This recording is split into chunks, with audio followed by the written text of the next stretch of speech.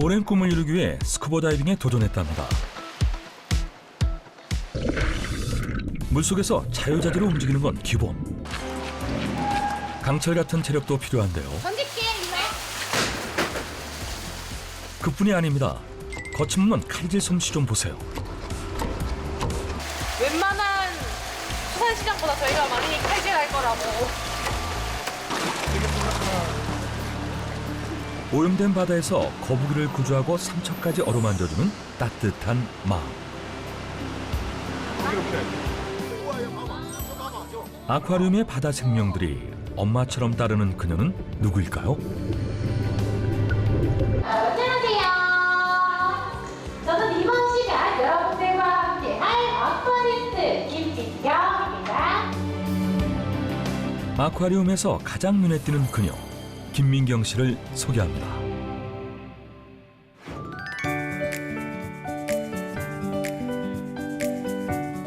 제주에서 가장 아름다운 일출을 만날 수 있는 곳. 유네스코 세계 자연유산으로도 지정된 성산일출봉은 여행객이라면 꼭 들르는 제주의 명소인데요. 바로 그 맞은편에 우리나라에서 가장 규모가 큰 아쿠아리움이 자리하고 있습니다. 수심이 11m에 달하는 메인 수조는 단일 규모로는 세계 최대. 제주 앞바다를 꼭 닮은 수족관에는 총 500여 종의 바다 생명 28,000여 마리가 평화롭게 어우러져 살고 있는데요. 신비롭게 펼쳐진 바닷속 풍경이 관람객들의 마음을 사로잡습니다. 어머, 웬일이야. 너무 멋있어요. 환상이야, 환상. 여기가 규모가 너무 크고 배들하고 여기가 진짜 보기 너무 좋은 것 같아요. 수족관이 바다와 똑같은 환경을 유지할 수 있도록 보이지 않는 곳에서 고군분투하는 사람들이 바로 민경 씨와 같은 아쿠아리스트입니다. 이제 저희가 메인 수조에 있는 친구들 밥을 조금 잘 못 먹는 애들 있다고 해가지고 그 친구들 먹이 챙겨주러 갈 거고 챙겨주러 가는 겸 이제 조금 더러운 아크릴 같은 거를 닦고 나올 거예요. 수조와는 약육강식의 세계. 상어와 같은 포식자들이 배가 고프지 않게 관리를 잘해줘야 다른 물고기를 잡아먹는 불상사가 일어나지 않는다고 합니다. 막 조스만한 거 있던데? 네, 엄청 큰 친구들. 심지어 물에 들어가면 더 커 보여요. 여기 밖에서는 작게 보이는 거고 들어가면 되게 더 커 보일 거예요. 얘네는 이렇게 사람을 공격하지 않는다는 걸 대충 알기 때문에 뭐 물론 그렇다고 해서 방심을 하면 안 되겠지만 그래서 저희도 2명이서 들어갈 거고요. 그거 이거 새 건데 좀 클 거예요? 하루에도 대여섯 번씩 초대형 수조에 들락날락할 일이 생긴다는데요. 다이빙이 기본적으로 돼야지 수조 안에서 업무를 할 수 있어가지고 다이빙 자격증은 필수로 있어요. 그러면 민경 씨랑 동원 씨가 누가 더 잘해요? 수중에서? 그 중에서요 민경이가 더 잘하죠. 진짜? 네, 저보다 한참 높은 선배님인데요. 이래봬도 경력 6년 차. 제주도 아쿠아리움에선 중고참에 해당한다고 합니다. 작년에 입사한 동호 씨에게는 하늘 같은 선배인 셈이죠. 오늘은 물속에서 할 일이 많습니다. 아크릴 닦을 거고 아까 이거 먹이 준다는 게 이거예요. 먹이를 주는 건 아쿠아리스트의 가장 기본 업무. 매일 내 집처럼 드나드는 수조지만 들어갈 때마다 긴장의 끈을 놓을 수 없다고 합니다. 자연의 법칙이 살아있기 때문이죠. 따라서 평화를 유지하기 위해 먹이를 충분히 공급하는 게 무엇보다 중요한 일입니다. 야생의 물고기들 사이에서 어떤 돌발 상황이 벌어질지 모르는데요. 특히 포식성이 강하고 공격적인 상어가 곁을 지나칠 땐 아직도 식은땀이 날 만큼 긴장이 된다고 합니다. 물고기들이 먹이를 얼마나 잘 먹는지 개체마다 확인하고 건강에 이상은 없는지 확인하는 것도 필수. 야생동물은 아픈 게 드러나면 포식자의 1순위 먹이가 되거든요. 생사가 달렸으니 아픈 티를 내지 않는 경우가 많아 아쿠아리스트가 주의 깊게 살펴야 합니다.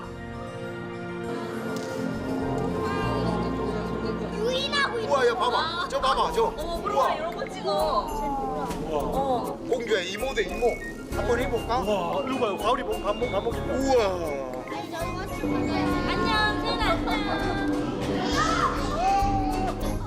아쿠아리스트들에겐 일이지만 수조박 사람들에겐 너무나 흥미로운 볼거리죠. 특히 아이들에게 인기라고 합니다. 일하는 짬짬이 사진 촬영까지 해주는 여유도 생겼습니다.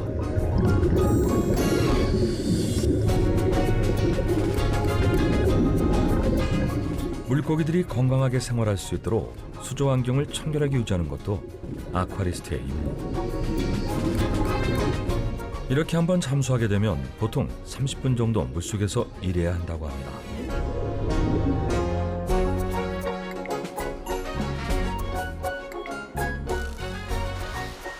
수조 밖에서는 멋있게 보이지만 체력 소모가 여간 많은 게 아닙니다.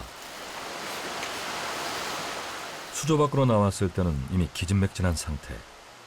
민경 씨도 지친 것 같은데요. 사람들 만나니까 재밌기도 하고 힘들기도 하네요. 이렇게 하루에도 몇 차례씩 수조를 들락거리니 몸이 마를 새가 없을 정도 늘 축축한 상태입니다. 그래도 몸이 힘든 만큼 보람도 크기 때문에 버틸 수 있다고 하는데요. 사람들은 흔히 그냥 동물이랑 놀고 동물에게 막 밥만 주고 이런 거를 생각하실 텐데 그건 당연히 해야 할 일이고 뭐 청소를 하든지 아니면 콘텐츠를 구성을 하기도 하고 관람객에게 어떻게 다가가야지 더 많은 걸 보실 수 있을까, 조금이라도 동물이랑 더 가깝게 느낄 수 있을까 등 좀 더 다양하고 넓게 하고 있는 게 저희 아쿠아리스트들입니다. 어쩌면 바다 생명과 인간을 이어주는 연결고리라 할 수도 있겠죠. 아쿠아리움에 사는 동물이 대략 28,000여 마리. 날마다 먹이를 챙겨야 하니 얼마나 바쁘겠어요. 이번엔 식사량이 조금 많은 녀석들 차례입니다. 양동이가 제법 커 보입니다. 그냥 막 하는 것 같지만 제 나름대로 딱 루틴이 다 있어가지고 자, 이게 저희 물범 친구들 밥그릇이고요. 여기가 이제 펭귄, 저희가 뭐 돌고래 이런 식으로 다 따로 해놓고 있어요. 바다하가, 바다코끼리 이런 식으로. 먹이로 주는 생선은 각 개체에 알맞게 직접 다듬고 손질하는 게 원칙.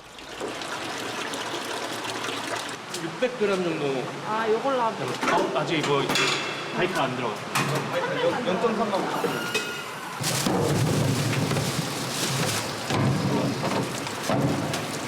이건 무슨 생선이에요? 방금 한 거는 상어고 여기는 고등어예요. 고등어. 네. 저희가 먹는 거랑 똑같아요. 얘네라고 막 싼 걸 찾아서 주는 게 아니라 사람이 먹는 거랑 똑같은 고등어를 주고 있거든요. 그 중에서도 샘플을 받아보고 좀 별론데 하면 저희는 가차없이 안 하겠다 하고. 고등어는 가장 인기 있는 먹이 중 하나. 내장을 제거하고 한 입에 먹기 좋은 크기로 썰어서 준비합니다. 생선 써는 양으로는 수산시장 상인들 못지 않다고 하는데요. 와, 칼질에 거침이 없죠? 매일 이 많은 양을 빠르고 정확하게 썰다 보니 당연히 칼질이 늘더랍니다. 생선을 손질하는 데만 1시간 남짓. 덕분에 아쿠아리스트라면 피해갈 수 없는 고충이 하나 더 있다고 합니다. 비린내가 상당하네요. 그쵸. 저희는 향수 대신 비린내를 쓰고 있습니다. 저희가 가끔 퇴근하고 육지에 가는 경우가 있는데 그러면 이제 저 친구들이 만나면은 야 비린내나 이렇게 해요. 처음에는 민경 씨도 비린내가 익숙하지 않아 힘들었죠. 하지만 자식 같은 동물들 입에 들어갈 먹이라고 생각하면 비린내가 향긋하게 느껴진다고 합니다. 그렇게 생선과 전쟁을 치르고 나면 드디어 식사 시간. 민경 씨 발걸음이 급한데요. 목을 빼고 밥이 오기만 기다렸을 이 녀석들은 남극의 신사라는 멋진 별명을 가진 펭귄입니다. 와, 정말 귀여운데요.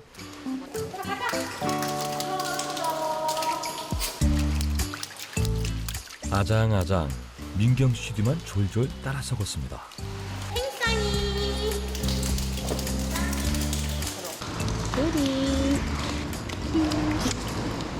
펭귄이 몇 마리가 있는 거예요? 이제 35마리였는데 저기 새로 태어난 애기까지 36마리. 그러면 저기 5마리 이름이 다 있는 거예요? 제 이름을 다 알아야지 누가 뭐 잘 먹는지 누가 약이 들어가는지 이런 것도 다 알기 때문에 무조건 펭귄 들어와서 제일 먼저 하는 게 이름 외우는 거예요. 누리, 펭키, 펭리, 펭쌍이, 펭킹이, 펭이리. 배견이, 여기 오고리, 초초, 그리고 비니, 그리고 초록이. 누구지? 한이 쟤는. 네. 어떻게 하는 거예요? 팔의 띠를 보면은 띠 색깔로 이름을 정해요. 얘는 빨간색, 파란색이니까 청정이. 펭귄들은 외모가 비슷해서 구분이 어렵다네요. 그래서 날개에 띠를 달아서 색으로 구분하는 거죠. 저는 엄청 사람을 특히 저를 좀 좋아해서 이렇게 있어도 가만히.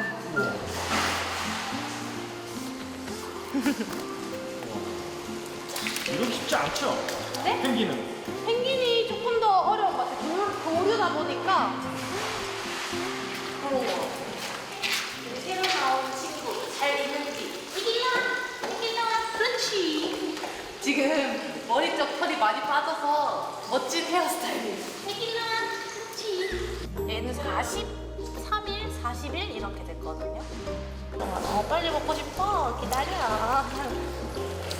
이렇게 제가 손질을 해왔어요. 혹시 목에 걸리지 않도록 손질을 조금 해놓은 상태고 아직 먹는 게 조금 익숙치 않아서 살짝 모아줘야 돼요. 몸집이 작아도 식욕이 왕성하다고 합니다. 너무 잘 먹죠? 조류에 속하는 펭귄과 포유류 동물들을 민경 씨가 담당하고 있습니다.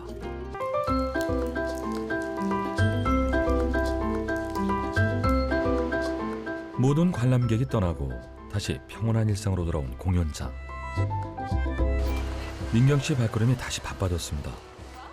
동물들이 있는 곳도 아닌데 다시 공연장으로 향하는 건 무슨 이유일까요?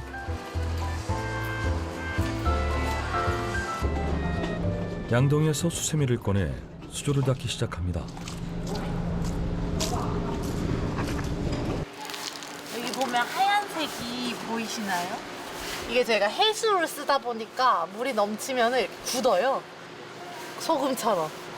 이걸 저희가 이제 따뜻하고 퐁퐁이 섞인 물로 다 닦아주고 있어요. 일주일에 한 번 정도. 아, 이게 물방울이 아니네. 네, 물방울이 아니라 저거는 다 소금기가 만져보시면 까끌까끌하거든요. 이렇게 소금기가 다 눌러붙은 거예요. 소금기를 제거한 다음엔 물로 씻어내야 하는데 이때 수조 안에 세제가 들어가지 않도록 각별한 주의가 필요하다고 합니다. 아크릴 안도 제가 다 닦고 있어요. 이제 수조 내부를 청소할 차례. 장비도 없이 잠수복만 착용한 채 그대로 물에 뛰어듭니다. 아쿠아리스트가 되겠다고 결심하면서 가장 먼저 한 일이 수영을 배우고 스쿠버 다이빙 자격증을 따는 것이었습니다.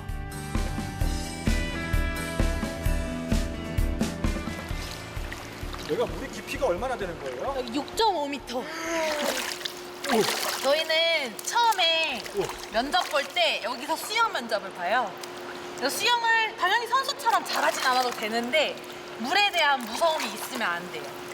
저희가 어느 상황에 무슨 일이 생길지 모르고 그렇기 때문에 근데 생각보다 많은 분들이 여기가 또 해수고 차갑고 깊고 하니까 수영을 할 줄 아는 분들도 와서 약간 패닉이 오는 경우가 있거든요. 그래서 수영식이 할 때 무조건 저희 포유류 파트 직원 중에 한 명이 튜브를 끼고 둥둥 떠 있으면서 혹시나 물에 빠질까 봐. 수조 내부는 바닷물이라서 세제 없이 수세미만 이용해 살살 닦아내야 하는데요. 발끝을 걸쳐 전신을 지탱하고 수조에 매달리다시피 한 아슬아슬한 자세로 청소를 시작합니다. 자칫 미끄러지기라도 하면 크게 다칠 수도 있는 상황. 몸을 지탱하는 발끝과 수조를 닦는 팔 모두 힘이 잔뜩 들어가 있습니다. 덕분에 근육통을 달고 산다네요. 안 힘드세요? 쉬운 일이 하나도 없어요. 제일 쉬운 게 그거예요. 동물 밥 주는 거. 아무리 힘들어도 아쿠아리스트가 된 걸 후회한 적은 없다고 합니다.